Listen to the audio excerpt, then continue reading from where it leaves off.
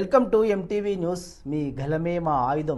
జడ్చర్ల మండలం ఈలపల్లి తండాకు చెందిన రైతు రవినాయక్ ప్రభుత్వ నిర్లక్ష్యంతోనే మృతి చెందినట్లు మాజీ మంత్రి మాజీ ఎమ్మెల్యే డాక్టర్ లక్ష్మారెడ్డి అన్నారు.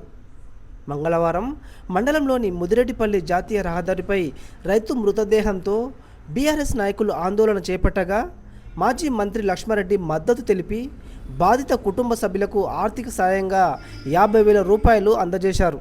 అనంతరం అక్కడే మీడియాతో మాజీ మంత్రి లక్ష్మారెడ్డి మాట్లాడుతూ కాంగ్రెస్ ప్రభుత్వం ప్రభుత్వ ఆసుపత్రులకు వస్తున్న రోగులకు సరైన వైద్యం అందించడం లేదని ఆయన వాపోయారు.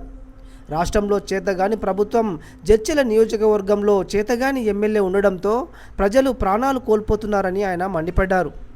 రవినాయక్ మృతికి ప్రభుత్వం ఎమ్మెల్యే అనిరుద్ రెడ్డి బాధ్యత వహించి 50 లక్షలు చెల్లించాలని ఆయన డిమాండ్ చేశారు. అనంతరం ఎమ్మెల్యే అనిరుద్ రెడ్డిపై మాజీ మంత్రి లక్ష్మారెడ్డి ఘాటు వ్యాఖ్యలు చేశారు. అటు ఇటు కాని ఎమ్మెల్యేని గెలిపించుకుని ఎటు కాకుండా పోతున్నామని ఆయన మండిపడ్డారు. ఈర్లపల్లి తాండాకు సంబంధించిన రవినాయక్ అనే రైతు, ఆయనకు 2.5 ఎకరాల పొలం ఉంది. పోయిన సంవత్సరం 2 బోర్లు వేసి బోర్లు పడక అప్పుల పాలైండు. ఈ సంవత్సరం పత్తి వేసి ఒకసారి పత్తి వేస్తే పత్తి మొలవలేదు, మళ్ళీ రెండోసారి పత్తి వేసిండు. ఈ రకంగా పూర్తి అప్పుల పాలై ఏం చేయాలో తెలియక పాయిజన్ తీసుకొని ఆత్మహత్యకు పూనుకోవడం జరిగింది. మరి ఆయన పాయిజన్ తీసుకున్న తర్వాత కుటుంబ సభ్యులు చూసి జడ్చర్ల ప్రభుత్వ హాస్పిటల్ తీసుకురావడం జరిగింది. ఎంత దురదృష్టం అంటే ఈ ప్రభుత్వ పాలన ఎంత భయంకరంగా ఉందంటే, ఎంత అసమర్థంగా ఉందంటే, మరి ఆ రైతును జడ్చర్లలో ఇక్కడ మేము ట్రీట్మెంట్ చేయలేము, మా తాన స్టాఫ్ లేదు, మీరు మామనాడు తీసుకెళ్ళండి, మామనాడు పంపించడం జరిగింది. మామనాడు తీసుకెళ్ళిన తర్వాత అప్పటికే లేట్ అయింది. జడ్చర్లనే 100 పడకల ఆసుపత్రిలో ఫుల్ స్టాఫ్ ఉండి అక్కడే ట్రీట్మెంట్ ఇస్తే ఆ వ్యక్తి ఈరోజు బతికేవాడు. ఆ రోజు మా ప్రభుత్వంలో మరి ఇక్కడ నేను 100 పడకల ఆసుపత్రి సాంక్షన్ చేయించింది దీని కొరకు. మరి ఇప్పుడున్న అసమర్థ ప్రభుత్వం, ఈ చేతగాని దద్దమ్మ ఎమ్మెల్యే అక్కడ స్టాఫ్ తీసుకురాక 100 పడకల ఆసుపత్రి సరిపడిన స్టాఫ్ లేక ఆ వ్యక్తికి అక్కడ జడ్చర్ల ప్రభుత్వ ఆసుపత్రి 100 పడకల ఆసుపత్రిలో ట్రీట్మెంట్ అందక ఈరోజు అతను చనిపోవడం జరిగింది. బాధాకరం ఏంటంటే మామనాలో పోతే అక్కడ ట్రీట్మెంట్ లేదు, వాళ్ళు హైదరాబాద్ రెఫర్ చేసిండ్రు. నిమ్స్ హాస్పిటల్కి పోతే అక్కడ దాదాపు గంటన్నర బయట వెయిట్ చేసిండ్రు, అక్కడ ట్రీట్మెంట్ జరగలేదు.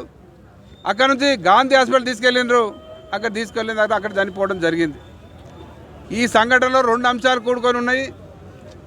ఒకటి, అసమర్థ ప్రభుత్వ పాలన వల్ల రైతులంతా గోసపడతా ఉన్నారు, రైతులంతా అప్పుల పాలవుతూ ఉన్నారు. రాష్ట్రం మొత్తం మీద రోజుకొక యావరేజ్గా రోజుకొక రైతు ఆత్మహత్య జరుగుతూ ఉంది. మరి అది అట్లాగే ఈ రైతు కూడా అప్పుల పాలై తోచని పరిస్థితిలో ఆత్మహత్యకు పాల్గొనడం జరిగింది. ఇది ఒక వంతు అయితే, మరి ఇక్కడ చేతగాని దద్దమ్మ అసమర్థ ఎమ్మెల్యే ఉండడం వల్ల ఎప్పుడో 1-2 సంవత్సరాల కిందనే గెలిచిన వెంబడే 2 నెలలకే 100 పడకల ఆసుపత్రిలో స్టాఫ్ తీసుకొస్తానని మాట ఇవ్వడం జరిగింది. ఆయన గొప్పగా అసెంబ్లీలో కూడా మాట్లాడిన స్టాఫ్ లేదని. మరి అయినా ఇప్పటి వరకు 2 సంవత్సరాలు అయితే కూడా 100 పడకల ఆసుపత్రిలో స్టాఫ్ లేక ఈరోజు వ్యక్తికి ట్రీట్మెంట్ అందక అతను చనిపోవడం జరిగింది. ఇది కేవలం పూర్తి స్థాయిలో ప్రభుత్వ బాధ్యత వహించాలి. ఈ హత్యకు పూర్తిగా ప్రభుత్వం మరియు ఇక్కడ చేతగాని దద్దమ్మ అసమర్థ ఎమ్మెల్యేనే బాధ్యుడు. ఎందుకంటే ఈ అసమర్థ ఎమ్మెల్యే చేతగానితనం వల్ల ఈ హాస్పిటల్లో స్టాఫ్ లేనందున, డాక్టర్లు సరిగ్గా లేనందున అవసరమైన ట్రీట్మెంట్, ఎమర్జెన్సీ ట్రీట్మెంట్ అందించక ఆ రైతు చనిపోవడం జరిగింది. మరి అతను ఎంబడి అడ్మిట్ చేసుకొని స్టమక్ వాష్ చేసి ట్రీట్మెంట్ సరిగ్గా ఇచ్చుంటే ఆ వ్యక్తి బతికేవాడు. ఈ ప్రభుత్వం ఈ హాస్పిటల్ అంతా కూడా నిర్లక్ష్యం చేయడం జరుగుతూ ఉంది. ఏ హాస్పిటల్, ప్రభుత్వ హాస్పిటల్కి పోతే మందులు లేవు, డాక్టర్ లేరు, ట్రీట్మెంట్ చక్కగా లేదు, ఏదో చేతులు దులుపుకుంటా ఉన్నారు.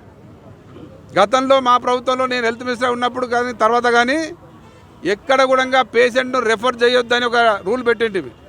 ఎందుకంటే పోయిన హాస్పిటల్ని ట్రీట్ చేయాలి, ముందు అక్కడ కానప్పుడే రెఫర్ చేయాలి. కానీ ఇప్పుడున్న పరిస్థితి రెఫర్ చేసి చేతులు దులుపుకుంటా ఉన్నారు. ఈరోజు రవి నాయక్ మరణానికి పూర్తి స్థాయిలో బాధ్యత వహించాలి ప్రభుత్వం, మరి ముఖ్యంగా ఈ అసమర్థ ఎమ్మెల్యే. మరి వాళ్ళకి ఈ కుటుంబాన్ని ఆదుకోవాలి. ఆ కుటుంబం అప్పుల పాలైంది. ఆ కుటుంబానికి ఎటైతే ఇప్పుడు వాళ్ళ కుటుంబ సభ్యులు డిమాండ్ చేస్తున్నారో 50 లక్షల ఎక్స్గ్రేసియా వాళ్ళకి ప్రకటించాలి, వాళ్ళకి ఆర్థిక సాయం అందించాలి ప్రభుత్వ పరంగా.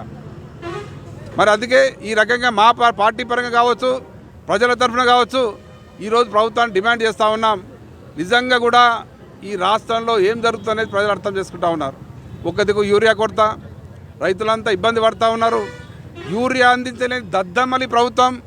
యూరియా లేదు, సకాలానికి విత్తనాలు సరిగ్గా ఉండవు, రైతు బంద్ అయ్యారు, కరెంటు చక్కగా ఉండదు, ఏది కూడా పూర్తిగా వ్యవసాయ రంగాన్ని మళ్ళీ పాత రోజులు వచ్చినాయి. ఆ రోజే కేసీఆర్ చెప్పిన క్లియర్గా, మీరు పొరపాటు చేసి ఈ కాంగ్రెస్ గిట్ల తెచ్చుకుంటే మళ్ళీ అన్నిటికీ రామ్ రామ్, రైతు బంధుకు రామ్ రామ్ అని కూడా ఆ రోజే చెప్పడం జరిగింది. అన్ని రకాలు ఈరోజు అదే జరుగుతూ ఉంది. కరెంట్ ఉంటలేదు, నీళ్ళు వస్తలేవు, అది విత్తనాలు దొరుకుతలేవు, యూరియా దొరుకుతలేదు. మళ్ళీ పాత రోజులు చెప్పులు లైన్లో పెట్టే రోజులు ఈరోజు వచ్చినాయి. ఇంత దౌర్భాగ్యం చేతగాని ప్రభుత్వాన్ని ఎక్కడ చూడలేదు. మరి ముఖ్యంగా ఈరోజు రవికి కుటుంబాన్ని పూర్తి స్థాయిలో ఆదుకోవాలి. ఆ కుటుంబానికి మరి 50 లక్షల పారితోషికం అందించాలని ఈ సందర్భంగా ప్రభుత్వాన్ని డిమాండ్ చేస్తున్నాను. ఈ దద్దమ్మను, ఈ అసమర్థ ఎమ్మెల్యేను ఈసారి డిమాండ్ చేస్తాను. మొన్ననే చెప్పిన చర్చలలో 100 పడకల ఆసుపత్రి స్టాఫ్ దగ్గర దద్దమ్మ అని అసమర్థుడు అని చెప్పిన. మరి అసమర్థ ఎమ్మెల్యే నిజంగానే సమర్థుడు అయితే గవి ఇడిచిపెట్టి ఏదో సంతకాలు చూపించుకుంటా పనికిరాని టైంపాస్ చేసుకుంటా జోకర్ లాగా తిరుగుతున్నాడు ఆయన. నేను ఇప్పటి నుంచి అందరం ఇదే పిలుద్దాం, అటు ఇటు కాని ఎమ్మెల్యే, అసమర్థ ఎమ్మెల్యే, అటు ఇటు కాని ఎమ్మెల్యే. ఆయనకు పేరు పెడదాం, నేను బిడిదిస్తున్నా ఇప్పటి నుంచి ఆ ఎమ్మెల్యేకు, శాతగాని దద్దమ్మకు ఎమ్మెల్యేకు అటు ఇటు కానీ అనిరుద్ధ్ రెడ్డి, అటు ఇటు కానీ ఎమ్మెల్యే అనిరుద్ధ్ రెడ్డి. ఆయనకు అటు ఇటు కానివ్వండి మనం గెలిపించుకొని మనం ఎటు కాకుండా అవుతున్నాం. మనం చూస్తూ ఉన్నాం, మీరు చూస్తున్నారు. ఆ ఎమ్మెల్యే అంటాడు సార్, ఇప్పుడు రాజకీయ కొద్ది మరోసారి మాట్లాడతా, ఈ సందర్భంలో కాదు కాబట్టి ఆ ఎమ్మెల్యే గురించి చాలా మాట్లాడేది ఉంది, చాలా చెప్పేది ఉన్నది. ఆయన పనికిరాని ఇవాళ కూడా నవపేటలో ఒకటి కాగితం పట్టుకొని ఎమ్మెల్యే సంతకం పెట్టిండు, ఎమ్మెల్యే సంతకం పెట్టాడు, పిచ్చోడా సంతకం పెట్టి నా పెట్టుకున్న ఫరక లేదురా నాయన, నిధులు అన్నీ ఉన్నాయి, దాన్ని ఏం చేయాలని నేను చెప్తాను మీకు. నువ్వే చెప్తావు, ఆలయం గడి సంతకం పెట్టలే, ఆయనకు రూపాయి రాలే, నేను సంతకం పెట్టాను నాకు రూపాయలు, ఇద్దరికి ఫరకే లేదు. మళ్ళీ పిచ్చోనిలాగా మళ్ళీ అదే చిల్లర మాటలు, అదే దరిద్రం మాటలు, అదే అటు ఇటు కాని మాటలు, అదే గాండ్రు మాటలు మాట్లాడుతున్నావు. నువ్వు అసమర్థుడివి. ముందు పని మీద వాడు, ప్రజల పని మీద వాడు, స్టాఫ్ తీసుకురా, ఉదండపూర్ వాళ్ళకి పారితోషికం అంది. మరిన్ని తాజా వార్తలకై మా ఎంటీవీ న్యూస్ ఛానల్ను సబ్స్క్రైబ్ చేసుకోండి. మీ మహేష్. ఎంటీవీ న్యూస్, మీ గలమే మా ఆయుధం.